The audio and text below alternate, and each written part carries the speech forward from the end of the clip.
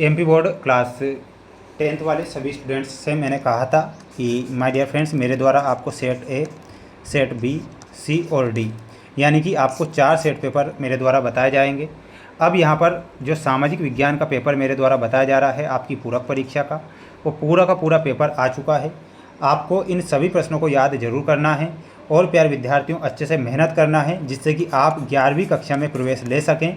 इसलिए आप सभी बच्चों को इस बार मेहनत अच्छे से करना है। चैनल पर जो भैया बहन हमारे साथ नए जुड़े हैं तो चैनल को सब्सक्राइब जरूर करके रखें। सभी विद्यार्थी अच्छे से मेहनत करें जिससे कि आप 11वीं कक्षा में प्रवेश ले सकें। आइए शुरुआत करते हैं प्रश्नों से जो आपको परीक्षा में दिए जाएंगे। सबसे पहले मैं यहाँ पर आपको विकल्प वाले प्रश्न बताता हूँ। प्रश्न यहाँ पर आप देखिएगा प्यारे विद्यार्थियों, आपकी स्क्रीन के सामने पहला क्वेश्चन है जिसमें पूछा गया है कि मानव जनित आपदा है। तो मानव जनित आपदा क्या होगी, तो इसमें आप क्या याद रखेंगे, सड़क दुर्घटना जो होती है एक मानव जनित आपदा होती है।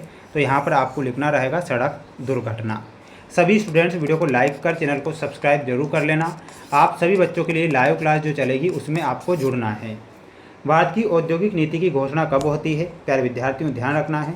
सन 1948 में भारत की औद्योगिक नीति की घोषणा होती है। तो इसमें आपको लिखना है 1948 यानी कि 1948। अगला देखिएगा, अगला प्रश्न है निम्नलिखित में से, यहाँ पर ध्यान से देखिएगा सभी स्टूडेंट्स, निम्नलिखित में से कौन उदारवादी विचारों का नहीं था। तो इसमें आपको लिखना रहेगा कौन नहीं थे। अरविंद घोष जो थे उदारवादी विचारों के नहीं थे। तो यहाँ पर आपको अरविंद घोष करेक्ट लिखना है। मध्य प्रदेश की विधानसभा की सदस्य संख्या कितनी है, तो ध्यान रखिएगा 230। क्या याद रखना है, 230 जो थी मध्य प्रदेश की विधानसभा की सदस्य संख्या थी। इसमें आप 230 लिखेंगे।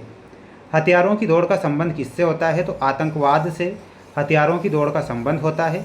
तो यहाँ पर आपको आतंकवाद करेक्ट करना है। बढ़ेंगे अगले क्वेश्चन की ओर।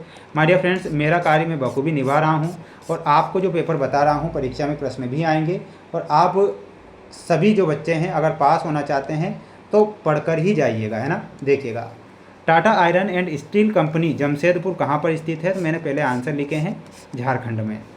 संविधान सभा के अध्यक्ष कौन है, राजेंद्र प्रसाद। एक वस्तु से दूसरी वस्तु की अदला बदली करके आवश्यकताओं की पूर्ति करना ही वस्तु विनिमय प्रणाली कहलाता है। ऊर्जा आयोग का गठन 1 मार्च 1958 को ऊर्जा आयोग का गठन होता है। अर्थव्यवस्था को 3 क्षेत्रों में बांटा गया है। कितने क्षेत्रों में, प्राथमिक, द्वितीयक और तृतीयक। तो 3 क्षेत्रों में अर्थव्यवस्था को बांटा गया है। तो 3 क्षेत्र आप लिखेंगे। जोड़ी आप देख लीजिए, जोड़ी ये है आपकी स्क्रीन के सामने। आकाशवाणी, तो आकाशवाणी की शुरुआत होती है 1957 में।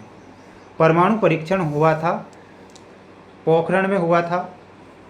संविधान की व्याख्या में मिलाना रहेगा सर्वोच्च न्यायालय। जॉब कार्ड में पंजीकृत परिवार और उपभोक्ता शोषण में मिलाना है कालाबाजारी से। ठीक है, तो ये जोड़ी थी आपकी जो मैंने यहाँ पर आपको बता दी है। ठीक है, बढ़ेंगे अगले क्वेश्चन की। सभी स्टूडेंट्स चैनल को सब्सक्राइब जरूर करें, ये आपके सत्य वाले प्रश्न हैं। आपदाओं के कारण होने वाले नुकसान को आपदा प्रबंधन के द्वारा कम किया जा सकता है। तो ये क्या लिखना है, सत्य। भारतीय संविधान में 395 अनुच्छेद 22 भाग और 8 अनुसूचियाँ हैं। सत्य होगा ये। जिला पंचायत का कार्यकाल 6 वर्ष का होता है। तो गलत ये हो जाएगा।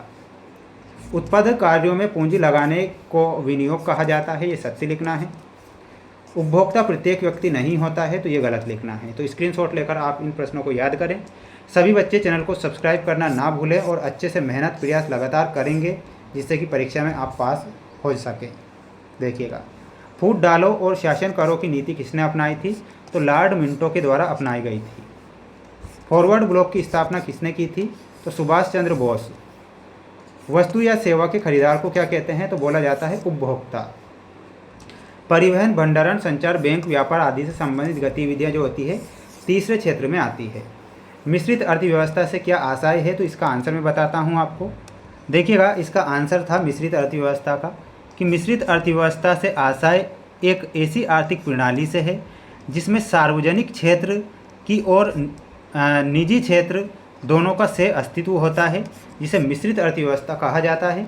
ये आप यहाँ पर ध्यान रखेंगे। ठीक है, इसके बाद देखिएगा माय डियर फ्रेंड्स, मैंने आपको यहाँ पर जितने भी प्रश्न यहाँ पर आज मेरे द्वारा बताए गए हैं ये सिर्फ और सिर्फ IMP के तौर पर बताए हैं। 6 से 23 तक के जो क्वेश्चन हैं मैं आपको लाइव क्लासों में बताऊंगा, तो आप सभी बच्चे लाइव क्लासों में ज़रूर जुड़ें। चैनल पर नए हैं तो चैनल को सब्सक्राइब जरूर कर लेना है और अच्छे से मेहनत और प्रयास लगातार आपको करना है, जिससे कि परीक्षा में आप पास हो सकें।